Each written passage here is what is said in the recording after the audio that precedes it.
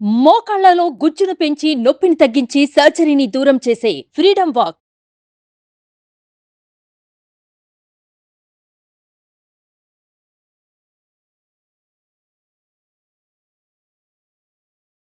నమస్కారం, నేను మీ జాహ్నవి. మనతో ఉన్నారు భారతీ శంకరపీఠ వ్యవస్థాపకులు, వేద స్మార్త జ్యోతిష్య ఆగమ ధర్మశాస్త్ర ప్రతిష్టాంత పండితవర్యులు బ్రహ్మశ్రీ అన్నవరపు తిరుపతి మూర్తి అవధాని గురువు గారు. మాట్లాడేద్దాం. నమస్కారం గురుగారు. ఓం అరుణాచలేశ్వరాయ నమః.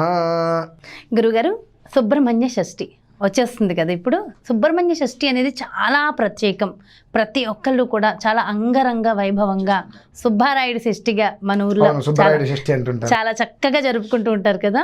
చాలా కాలం తర్వాత మళ్ళీ మీ నోటి నుంచి సుబ్బరాయుడు షష్ఠి అనే మాట విన్నాను. నాకు చాలా ఇష్టమైన పండుగ. అందరూ కూడా సుబ్రహ్మణ్య షష్ఠి అంటున్నారు. మేము చదువుకునే రోజుల నుంచి కూడా సుబ్బరాయ షష్ఠి, సుబ్బరాయ షష్ఠి, సుబ్బరాయుడు షష్ఠి అనేవారు. సుబ్బారాయుడు షష్ఠి అది మళ్ళీ ఇవాళ మీ నోటి నుంచి వింటున్నా. చాలా సంతోషంగా ఉంది. సో చాలా సంతోషంగా ఉంది. నాకు కూడా చాలా ఇష్టమైన పండుగ. ఎందుకో తెలియదు, సుబ్బారాయుడు షష్ఠి అంటే చిన్నప్పుడు అదంతా పండగ వాతావరణం. అయితే ఈ సుబ్బారాయుడు షష్ఠి, సుబ్రహ్మణ్య షష్ఠి ప్రతి ఒక్కళ్ళు జరుపుకోవాలని, వాళ్ళ జాతకంలో ఉన్న దోషాలన్నీ తొలగిపోతాయని అంటూ ఉంటారు కదా. అది ఎప్పటి నుంచో ఉన్నది. అయితే ఈ సంవత్సరం ప్రత్యేకించి మనం ప్రతి రాశి వారికి కూడా, ఏ రాశి వారు ఈ సుబ్బారాయుడు షష్ఠిని ఏ విధంగా జరుపుకుంటే బాగుంటుంది అనేది డీటెయిల్డ్గా చెప్పండి గురువుగారు. ఓం శ్రీ మహాగణాధిపతయే నమః. తత్పురుషాయ విద్మహే మహాసేనాయ ధీమహి తన్నశ్యన్ముఖః ప్రచోదయాతు. ఓం శ్రీ మహాగణాధిపతయే నమో నమః. భారతీ శంకరపీఠం భక్తులకు, సుమన్ ఛానల్ టీవీ ప్రేక్షకులకు శుభాభివందనాలు, శుభాశీస్సులు. సుబ్బరాయ షష్ఠి చాలా అద్భుతమైనటువంటిది.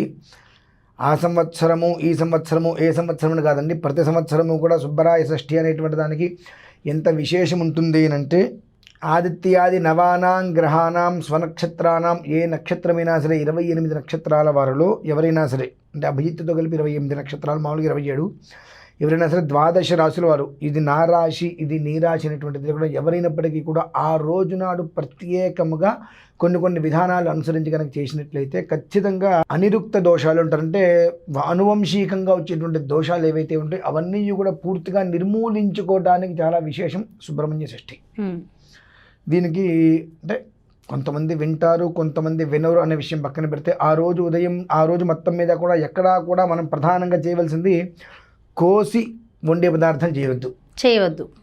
అది బంగాళదుంప కావచ్చు, టమాటా కావచ్చు, ఏదైనా సరే కత్తిపీట పెట్టి, చాకు పెట్టి కోసేటువంటి పదార్థాలు అసలు వాడకూడదు.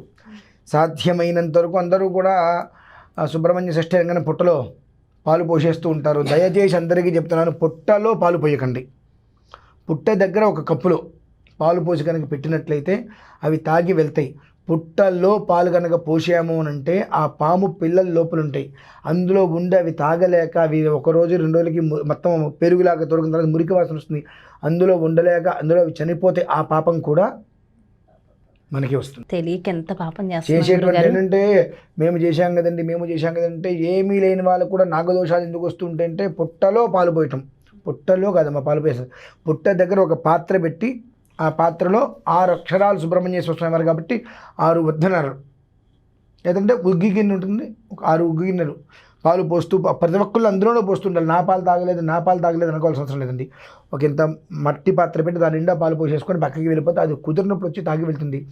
చాలామంది చేసేటువంటి అకృత్యాలు ఏమిటంటే, కోడిగుడ్లు తీసుకుని లోపల వేస్తారు, తర్వాత పసుపు కుంకుమ లోపల వేస్తారు, పుట్టకు తీసుకెళ్ళి అగరబత్తులు గుచ్చేస్తూ ఉంటారు.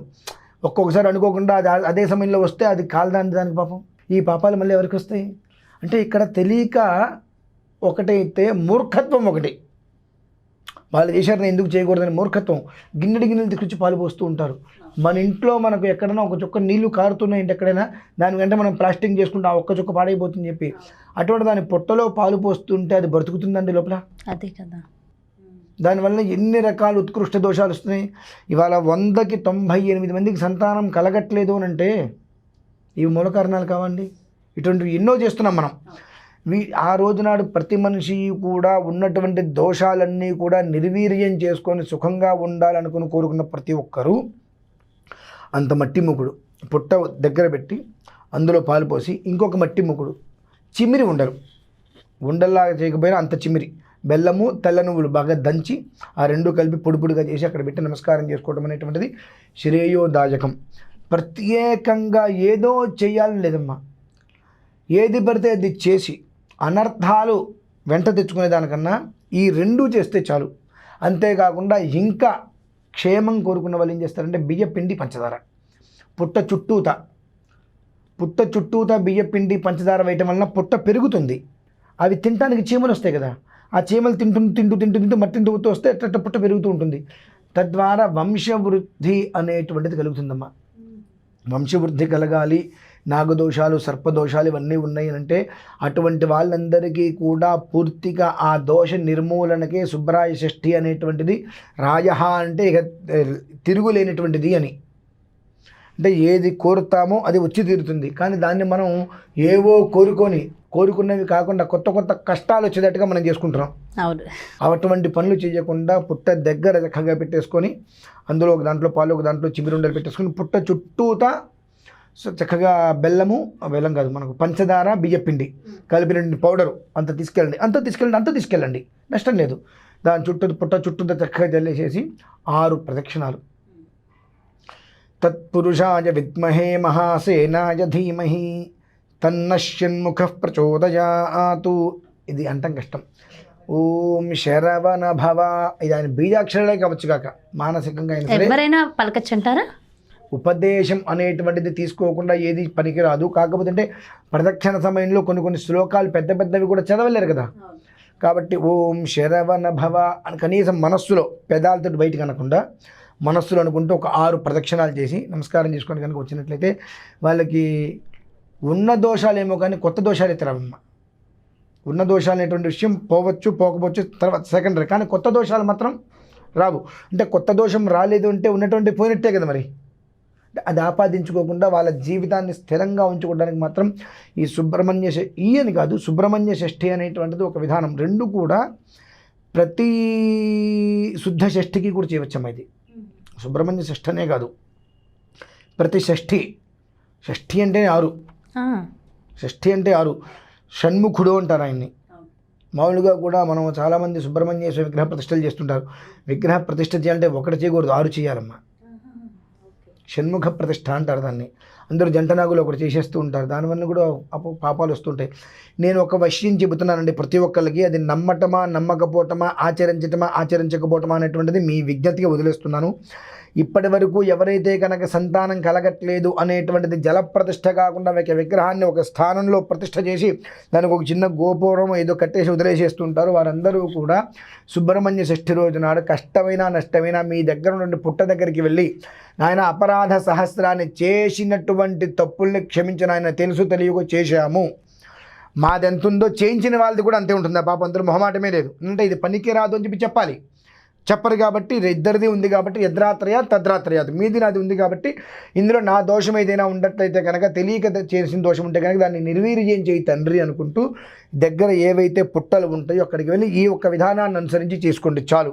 ప్రత్యేకంగా ఎక్కడైనా సరే సుబ్రహ్మణ్యేశ్వర స్వామి విగ్రహాన్ని ప్రతిష్ఠ చేయాలి అనుకున్నట్లయితే ఒకటి జల ప్రతిష్ఠ చేయండి, ఒక విగ్రహాన్ని నీళ్ళలో వదిలిపెట్టండి, దానికి దోషం లేదు. కానీ విగ్రహ ప్రతిష్ఠ చేయాలి అంటే షట్ సుబ్రహ్మణ్యేశ్వర 6 విగ్రహాలను ప్రతిష్ఠ చేయాలి. ప్రతిష్ఠ చేయగానే సరిపోతానికి నిత్యధూప దీప నైవేద్యాలు పట్టకపోతే కొత్త దోషాలు మళ్ళీ మనం డబ్బు పెట్టి కొనుక్కున్నట్టే. కొంతమంది ఉంటారు దంపతులు సరిగ్గా ఉండట్లేదండి అంటారు. మనం వాళ్ళు కొన్ని విషయాలు చెప్తాం, వాళ్ళు ఏం చేస్తారు, ఏదైతే వద్దంటామో మా కోడల్ని కొట్టద్దమ్మా అంటాం, కోడల్ని హింసిస్తారు. కోడల్ని హింసిస్తే ఎక్కడ ఉంటుందండి ఆమె? ఉండదు ఇంట్లో. కోడల్ని హింసించద్దంటే హింసిస్తారు. పైపెచ్చు మా కోడలు ఇంట్లోంచి వెళ్ళిపోయిందండి అని మళ్ళీ వ్యవహారాలు చేస్తుంటారు. ఏంటంటే చెప్పింది చెయ్యకపోవటం ఎందుకు, ఈ తలకాయ నొప్పులు మనకెందుకు, ఆ కొత్తవి చేయడం దానికి, కొత్త సమస్యలు సృష్టించుకోవడం దానికి. ఏమీ లేకుండా ఏక సుబ్రహ్మణ్యేశ్వర స్వామి విగ్రహాన్ని ప్రతిష్ఠించిన వారందరూ కూడా, అంతేకాకుండా నాగదోషము కావచ్చు ఏదైనా సరే ఉన్నవారు, గర్భం నిలవట్ల అటువంటి వారందరూ కూడా ఈ ఒక్క విధానాన్ని అనుసరించడం అనేటువంటిది ఖచ్చితంగా 4 మాసాలలో 120 రోజుల వ్యవధిలో ఎవరికైతే కనుక గర్భం నిలవట్లేదు అనేటువంటి ఉద్దేశంతో బాధపడుతూ ఉంటారో ఖచ్చితంగా 4 మాసాల వాళ్ళ రిజల్ట్స్ చూస్తారు. రిజల్ట్స్ చూడకపోతే దానికి నేను పూర్తి బాధ్యతగా నా వైద్యకానికి వదిలేసుకోగలనమ్మా. లేదంటే చేసే విధానం, పుట్టకి అగరబత్తి గుచ్చవద్దు, పుట్ట మీద పసుపు కుంకుమ ఎవరు ఏమన్నారు? ఏ శాస్త్ర ప్రమాణం చెప్పింది? పుట్ట దగ్గర కింద వేసుకో. మరి ఇంట్లో గడపకి రాసుకుంటాం పసుపు, ఇల్లు మొత్తం చల్లుకుంటామండి. మనకి ఇల్లు అంతా దానికి ఇల్లు అంతే కదా. అది పుట్ట ముందు పసుపు కుంకుమ వేసుకోండి, అక్కడ దీపారాధన చేసుకోండి, అక్కడ అగరబత్తులు గుచ్చుకొని పక్కన గుచ్చుకోండి. అక్కడికి కూడా ఏం చేస్తారు, అరటిపళ్ళు పెట్టి గుచ్చేసుకుంటారు. పాముగా అది దానికి గుచ్చారని తెలియదు, గబిక్కిన అదేదో పండు అనుకుని తినడానికి వచ్చే గుచ్చుకోవండి పుల్లలని. ఇవన్నీ పాపాలే కదమ్మా. ఇటువంటి పరిసరాల్లో అగరబత్తుల వ్యవహారాలు చేయకుండా దానికి అర్చన చేసుకొని చక్కగా అగరబత్తి చూపించి పక్కన దానికి ఒక మూలగా పెట్టేసేసుకొని ఆ పాలు చిమ్మిరి పెట్టుకొని నమస్కారం కనుక చేసుకున్నట్లయితే కనుక ఘన పదార్థాలు ఏవి పెట్టకుండా ఉన్నట్లయితే కొబ్బరి చిప్పలు కూడా మన వాళ్ళు అక్కడే వదిలేస్తుంటారు. అంతంత ముక్కలు కూడా అవి తినేమవుతాయి, గొంతు గడ్డపడి చనిపోతాయి. దాని పాపం. ఇవన్నీ లేకుండా ఏదైతే కనుక మనకు కల్పసూత్రము అంటే కొన్ని పూసలు ఉంటాయి. ఆ పూసలకి తాడు జాగ్రత్తగా కనుక గుచ్చితే సమానంగా చక్కగా ఒక ఆకారంలో వస్తాయి. నీట్గా మెడలో వేసుకుంటే అందంగా కనిపిస్తుంది. అలానే కల్పసూత్రంలో చెప్పిన విధానాన్ని అనుసరించి కనుక అదే విధానాన్ని అనుసరిస్తే ఖచ్చితంగా 4 మాసాలు అనగా 120 రోజులలో చక్కటి ఫలితాన్ని చూస్తారమ్మా. అయితే కేవలం గర్భం కావాలి, పిల్లలు కావాలనుకునే వాళ్ళు మాత్రమేనంటారా? ఇతర సమస్యలు ఎవరైనా చేయవచ్చు. ప్రత్యేకంగా ఆ రోజు నాడు వాళ్ళకే మనం ఎందుకు చెబుతున్నాము అని అంటే పూర్వం ఒక వీడియోలో చెప్పాం. ఈ మధ్యకాలంలో ఇంతకుముందు ఆడవాళ్ళు బహిష్ట అయితే వేరే విధంగా ఉండేది, కానీ ఇప్పుడు కొన్ని వాడుతున్నారు. మన టీవీలో కూడా పనికిరాదు మేము చెప్పకూడదు అనుకుంటే అన్ని చూపించేస్తూనే ఉన్నారు. అవి వాడేసి అన్ని బయటపడేయటం వల్ల ఏమో తగలబెట్టేయాలి వాటిని. అవి బయటపడేయటం వల్ల ఈ కాకులు అవేవో తినే పదార్థాలను కొని తీసుకెళ్ళి ఎక్కడో పుట్టల మీద పడేస్తే దాని యొక్క వేడికి పుట్ట లోపల ఉన్నటువంటి పాము పిల్లలు చనిపోతాయండి. ఆ దోషాలన్నీ కూడా తెలియకుండా వీళ్ళకే ఆపాదిస్తాయి. కాబట్టి అటువంటి దోషాలన్నీ కూడా తెలిసో తెలియకో చేసిన వాటిని మమ్మల్ని క్షమించే తండ్రి అనుకుంటూ సంతానం కోరే వాళ్ళ విషయం అలా చెప్తున్నాను నేను. ప్రతి ఒక్క మనిషికి ఏదో ఒక సమస్య ఉంటుంది, అక్కడ చేయడం వల్ల సమస్య తీరిపోతుంది. కానీ కొంతమందికి సంతానమే సమస్య, వాళ్ళకి ఎందుకు కలగట్లేదు అనేటువంటి విషయం తెలియదు. ఏవో పాపం పూజలు పునస్కారాలు చేస్తారు, కానీ ఏ ఒక్క విధానానికి ఏ పూజ చేయాలనేటువంటి విషయం వాళ్ళకి అర్థం కాదు. ప్రతి ఒక్కదానికి ఒక నిర్దిష్టంగా చెప్పబడి ఉంటుంది. కాబట్టి కనీసం ఆ సుబ్రహ్మణ్యేశ్వర షష్ఠి రోజునాడైనా సరే వాళ్ళు చక్కగా కోసే పదార్థాలు తినకుండా, ఇప్పుడు బంగాళదుంప కూర చేసుకోవాలి, వాటిని ఉడకబెట్టేసుకొని చెక్కు తీసేసి పిసికేసుకొని కూర చేసుకోవడం, అలా లేదంటే అత్తేసరి అన్నం చేస్తారు, పచ్చి పులుసు ఏమైనప్పటికీ కూడా చాకు పెట్టి కోసే పదార్థాలు ఏవి ముట్టుకోకుండా ఆ మధ్యాహ్నం చక్కగా అలా తీసుకోవడం. ఆ రోజు పాలన్నమే తింటాం, పెరుగు కాకుండా. ఈ రెండు కొన్ని ఆచరిస్తే మాత్రం జీవితం అనేటువంటి బాగుపడి వీళ్ళందరూ కూడా 4 మాసాల వ్యవధిలో ఆ రిజల్ట్స్ చూస్తారమ్మా. సో అన్ని రకాలుగా ఎవరికి ఏ సమస్య ఉందో అదైతే ఖచ్చితంగా విశేషం ఉంది.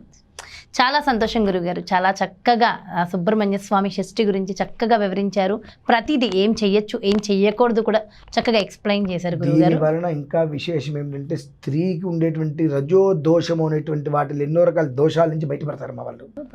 స్త్రీకి రజస్వల అనేటువంటి దోషం అనేటువంటిది ఆయన దగ్గర నుంచే వచ్చింది. అవును. అయితే ఇంకొక చిన్న సందేహం గురువు గారు, ఇప్పుడు ఎక్కడ మన హైదరాబాద్ లాంటి సిటీలో మహానగరాల్లో పుట్టలు అనేది ఉండట్లేదు, అలాంటప్పుడు విగ్రహాలు ఉంటుంది. అమెజాన్లో పాములు దొరుకుతున్నాయి కదండి ఈ మధ్యన. అమెజాన్లో పాములు అమ్మబడను, పుట్టలు పంపించబడను కూడా పెడుతున్నారు కదా. అవునా? ఇప్పుడు మీ దగ్గరే వింటున్నా నేను కూడా. నేను చూశానండి మన వాళ్ళ దగ్గర కొంత. అయితే పుట్టలు తెచ్చేసుకుని ఇంట్లోనే చేసేసేమంటారా? అట్లా కాదు కానీ అమ్మా, ఎందుకు దొరకదమ్మా? ఇప్పుడు మనకు ఉద్యోగం కావాలంటే ఎక్కడెక్కడికో వెళ్తున్నాం కదా, ఒక్కరోజు పరిసరాల్లో కొంచెం లోపలికి వెళ్తే దొరుకుతాయి కదా మా పుట్టలు. దొరకదు. అయితే ఇవి విగ్రహాలు ఉంటాయి కదా, విగ్రహాలకైనా చేయొచ్చా అని? దేనికైనా చేయవచ్చమ్మా. దీనికి చెయ్యొచ్చు, దీనికి చెయ్యకూడదు ఏం లేదు. ఇప్పుడు మన వాళ్ళు ఒకళ్ళు ఉన్నారు, 16 సంవత్సరాలైంది వివాహం, సంతానం లేదు. కొన్ని ప్రయోగాలు చేశాం మనం.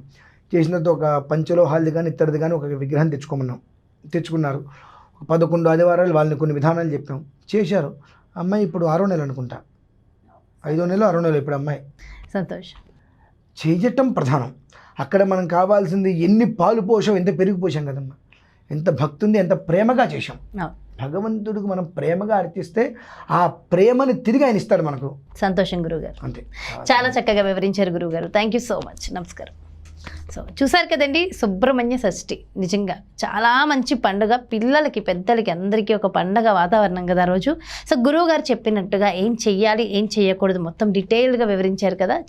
చెప్పినట్టుగా ఆచరిస్తే ఈసారి నుంచి అయినా సరే, అంటే మనం గుడికి వెళ్ళినా, ఎస్పెషల్ ఇలాంటి పుట్టల దగ్గరికి వెళ్ళినప్పుడు ఎలా ఉండాలనేది తెలుసుకుని మనం జాగ్రత్తగా ఉంటే చాలా బాగుంటుంది. మన సనాతన ధర్మాన్ని మనం కాపాడుకుంటూ మంచి అడుగులు వేస్తూ చక్కటి దిశగా వెళ్తూ ఉందాం.